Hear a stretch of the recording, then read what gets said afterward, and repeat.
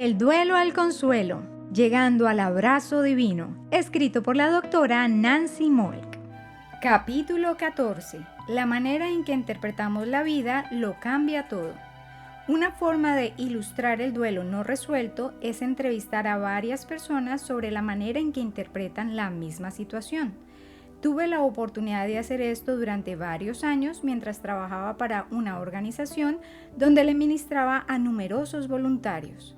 A veces escuchaba acerca de la misma situación problemática desde varias personas distintas. A menudo supe de su infancia por mi relación de tutoría con ellos. Fue fácil identificar su dolor sin resolver en su percepción del problema y cómo reaccionaron a las acciones y a las palabras de los demás. Con fines ilustrativos, he creado una situación hipotética en la que nuestra amiga Marcy está en un grupo de apoyo para madres jóvenes y pide oración porque se ha sentido muy cansada y desanimada últimamente y no quiere estar con nadie.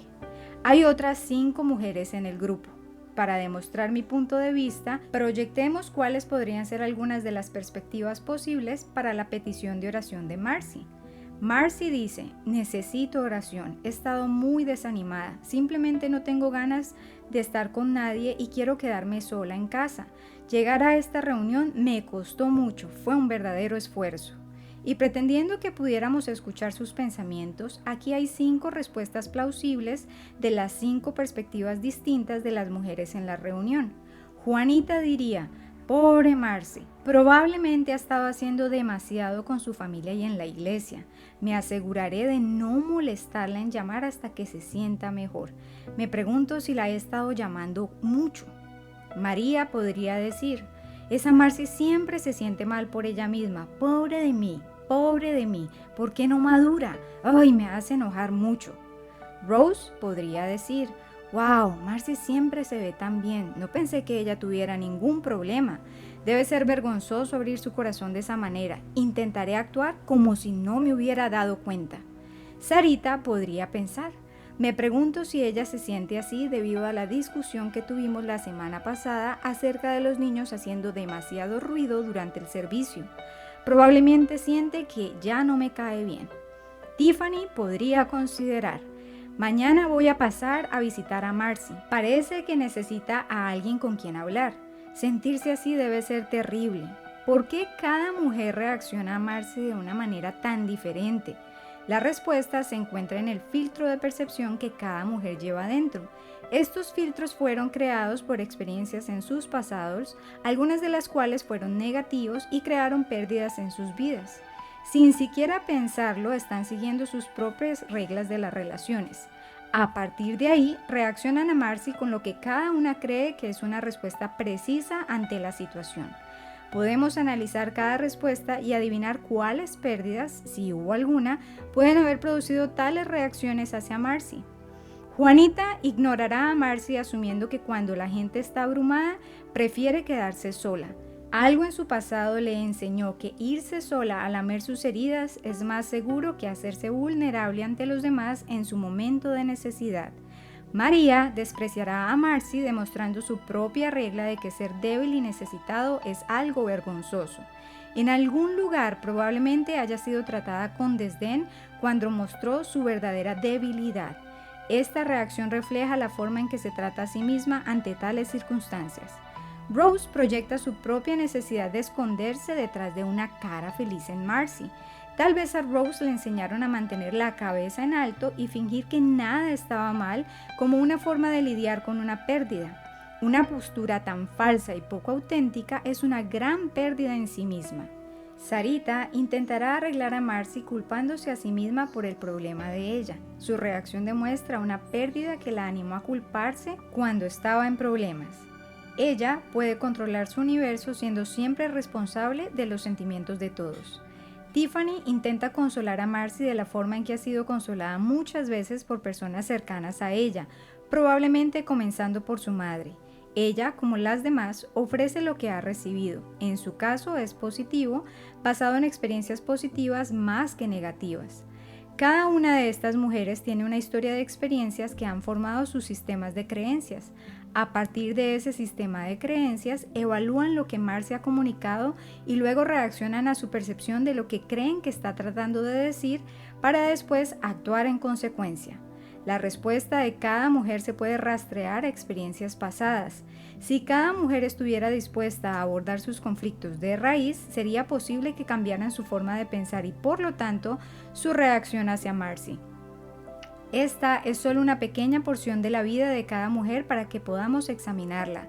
A veces tendremos una respuesta saludable a las personas, otras veces responderemos a nuestro dolor sin resolver y les haremos daño con la misma pérdida que nos infligió. Una vez que encontremos el amor y la compasión de Dios de una manera real, tendremos mucha más capacidad para ofrecérsela a los demás. Alabado sea el Dios y Padre de nuestro Señor Jesucristo, Padre misericordioso y Dios de toda consolación, quien nos consuela en todas nuestras tribulaciones, para que con el mismo consuelo que de Dios hemos recibido, también nosotros podamos consolar a todos los que sufren. Como cristianos, el objetivo de responder a las personas es responder como un representante de Dios y de su amor por esa persona. El versículo anterior nos dice que esto sucede cuando recibimos de Dios y luego, a su vez, les ofrecemos lo que hemos recibido de parte de Él. Verlos a través de sus ojos y no desde nuestras propias percepciones es lo que queremos. Pero nuestro propio filtro experiencial lleno de dolor sin resolver nubla nuestra visión. Otros reciben lo que hemos recibido. Y si eso es negativo y aún está profundamente arraigado en nosotros, nuestra herencia terrenal se transmitirá a otros en lugar de nuestra herencia celestial, la cual es el amor incondicional y amable de parte de Dios. La Biblia habla de la iglesia como una familia, la familia de Dios. Ser parte de un grupo de creyentes que nos muestran el amor de Dios es ciertamente necesario y oro para que puedas beneficiarte de eso. Sin embargo, con demasiada frecuencia se habla mucho y se practica muy poco el amor. Antes he desglosado en cámara lenta un proceso que tiene lugar de forma continua y simultánea. En poco tiempo, las redes de percepciones, reacciones y respuestas se vuelven tan densas y entrelazadas que es muy difícil seguir lo que está sucediendo.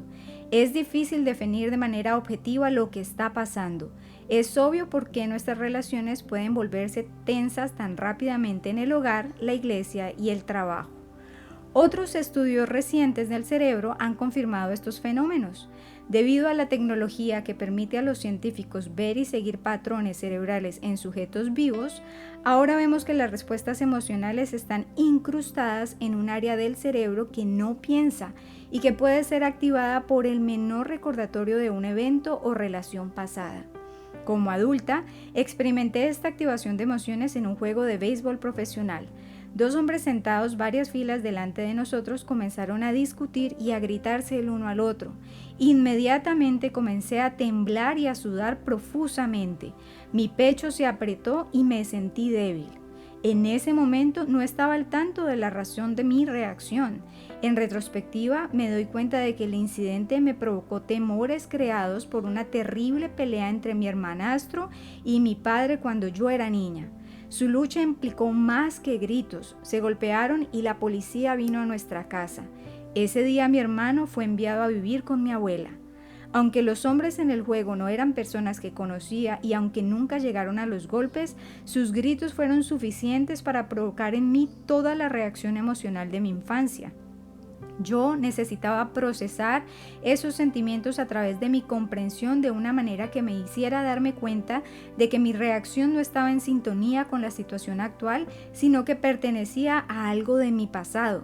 Para lograr esto, tuve que llorar la pérdida de ver a dos personas que amaba profundamente tratando de lastimarse entre sí.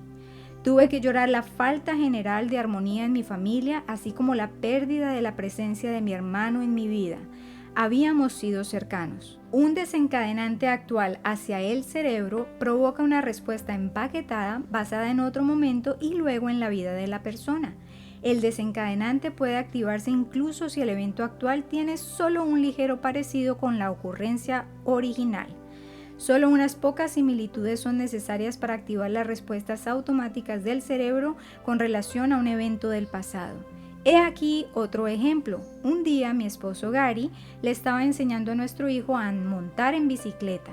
Los miré desde la ventana, comencé a sentir miedo y me sentía fuera de control. Una parte de mi cerebro quería evitar que Gary le enseñara a Andrew a andar en bicicleta. Sentí pánico, me imaginé que algo terrible le pasaría a Andrew en esa cicla. Al mismo tiempo, otra parte de mi cerebro decía, está bien, él va a estar bien.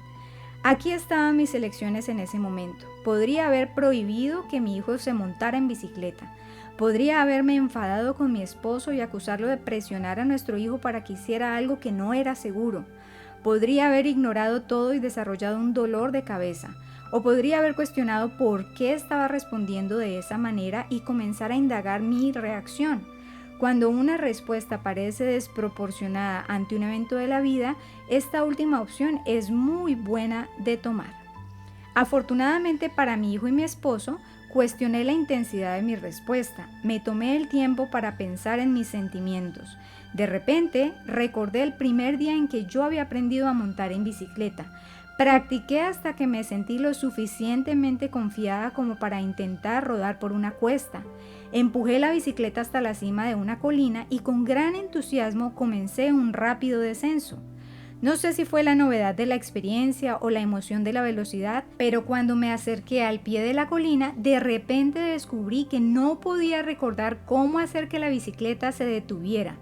Había puesto tanta atención en conseguir que funcionara que no había pensado mucho en cómo detenerme. Al pie de la colina me arrastré justo enfrente de un carro que estaba en la señal de alto. Afortunadamente no tuve una lesión mayor que las rodillas raspadas y el orgullo herido. Me sentí fuera de control el día en que mi bicicleta bajó esa colina a toda velocidad. Decir que el incidente con la bicicleta fue la única vez que sentí que mi vida giraba sin control minimizaría uno de los temas importantes de mi vida temprana. Las situaciones habituales fuera de control en mi vida, como el abuso sexual, físico y emocional, crearon una atmósfera en la que un paseo en cicla salvaje no sanaba con mis rodillas desolladas. En cambio, se convirtió en un símbolo en mi cerebro de un patrón de vida. Es fácil ver cómo las personas desarrollan problemas severos de control y buscan hacerse cargo de los sentimientos y elecciones de todos a su alrededor. La cura para tales problemas de control no es encontrar personas que te permitan dominarlas. En cambio, es mejor identificar los profundos sentimientos de impotencia y falta de control que crearon el dolor sin resolver en primer lugar. Nuestras pérdidas tienen dos lados. Uno involucra el mal que se nos ha hecho, el otro involucra las formas en que hemos cooperado con ese mal y hemos llegado a perpetrarlo hacia nosotros y hacia los demás. Un amigo cercano creció en una familia muy agradable. No hubo gritos ni abusos ocultos. La cortesía de los miembros de la familia me impresionaba. Pero mi amigo Bruce no parecía estar a la altura de su potencial. Tenía grandes ideas y una ética de trabajo maravillosa, pero en todas partes en su vida se notaba una cosa. Aquí había un tipo al que se le pasaba desapercibido habitualmente. Era tratado como una bestia de carga que iba a hacer el trabajo. Terminaba realizando tareas muy por encima de su escala salarial, pero nunca se le reconocía o se le recompensaba de manera adecuada por ello. Cuando vino en busca de ayuda, decidimos que estaba haciendo el trabajo de alguien a quien le pagaban el doble de su salario. Mientras hablábamos, vimos emerger un patrón en el que se le estaba pasando por alto. Aunque su vida hogareña era muy segura, estable y ordenada, había poca conexión relacional o emocional. No había reconocimiento de sus talentos y habilidades ni de cómo era diferente de sus hermanos. En resumen, era ignorado. Mientras cooperaba con lo que se esperaba, nadie pasó mucho tiempo o esfuerzo descubriendo lo que pensaba o la manera en que él se sentía. Su mente activa desarrolló todo tipo de fantasías donde era notado y apreciado, pero la realidad de su vida nunca se convirtió en ninguna de esas fantasías. En cambio, cada trabajo que encontraba parecía encerrarlo en el papel de un personaje secundario, siempre con la esperanza de tener más impacto, pero aparentemente oculto a la atención de sus colegas. No es sorprendente que repitiera este patrón en las iglesias a las que asistía. Era rápidamente identificado en ese entorno como una persona confiable con la que se podía contar para hacer cosas y no hacer ninguna demanda en cambio. Siempre tenía un lugar, aunque inadvertido, en los grupos en los que estaba involucrado, pero su corazón anhelaba la responsabilidad de ser un líder. Después de un tiempo de ministerio juntos, descubrimos este patrón. Desde entonces, Bruce ha comenzado a levantarse y a ser escuchado en el trabajo y en la iglesia como nunca antes lo había hecho. Obtuvo un ascenso en su empresa y en poco tiempo terminó en el liderazgo de la iglesia. El duelo no resuelto en Bruce se centró en su visión de sí mismo, heredada de las personas importantes en su infancia. Se veía a sí mismo como una persona tranquila, adecuada y educada, que no hacía muchas demandas y trabajaba duro por mantener felices a los demás. Perdió la oportunidad de desarrollar sus propias ideas y su dirección cuando se conformó con ser el pequeño hijo obediente de mamá y papá. No digo que los niños no deban ser obedientes, pero la conformidad absoluta por parte de un pequeño no es tan saludable como parece. Algunas de las personas más confundidas y heridas que he ayudado a lo largo de los años son los niños complacientes que pasaron la vida tratando de mantener felices a mamá y papá o a la familia unida. Han sufrido una terrible pérdida por nunca poder ser ellos mismos, sino solo una proyección de lo que alguien más quería que fueran. Otra forma en que esta conformidad perjudica a una persona es por la percepción en el niño de que está cuidando al padre, manteniéndolo feliz, en lugar de sentir el flujo de cuidado que proviene de padre a hijo. Este es un tipo enfermo de inversión de roles, incluso si es solo en la forma en que el niño ve su vida. En otras palabras, los padres pueden no exigir ni esperar en absoluto que el niño los cuide, pero dentro del niño, un conjunto de percepciones y reacciones fabrica una situación de no ganar en la cual para recibir, el niño siempre debe dar y dar. El niño herido en cada uno de nosotros continuará insistiendo en recibir el pago de los demás, culpándolos de nuestra ira y dolor hasta que reconozcamos nuestras pérdidas y sus raíces. Haciendo un buen proceso de duelo, podemos resolver esas pérdidas y hacer que Dios se haga cargo de donde nosotros pensamos que otros nos han fallado. En todos estos ejemplos, el de Bruce, el mío y el de Rebeca, la cura para los problemas de dolor sin resolver es una renovación de la mente. Primero ocurre el proceso emocional de duelo y luego viene el cambio más cognitivo en los sistemas de creencias. Los estudios cerebrales así lo confirman. Dicen que una persona debe volver a cablear las experiencias pasadas al reconocer las experiencias presentes como desencadenantes del pasado. Luego deben procesar la comprensión de cómo eso era entonces y esto es ahora, a través de los centros cognitivos más desarrollados del cerebro. Los sentimientos invocados por la situación actual se aplican al pasado y se ven como frutos de aquellos tiempos anteriores y no como reacciones apropiadas ante el presente. Creo que esta es una de las formas en que estamos llamados a renovar nuestras mentes con la verdad. Nota que dije que primero ocurre el proceso emocional del duelo. Esto se debe a que se está cuestionando la efectividad de usar únicamente formas cognitivas de terapia porque no tienen la aplicación de una comunicación entre el cerebro emocional y el cerebro pensante que tanto se necesita. El hemisferio izquierdo, donde tenemos nuestras creencias, no revisará esas creencias a menos que esté involucrado en un evento relacional o emocional. Esos eventos ocurren en el hemisferio derecho y el proceso de duelo utiliza esa parte del cerebro.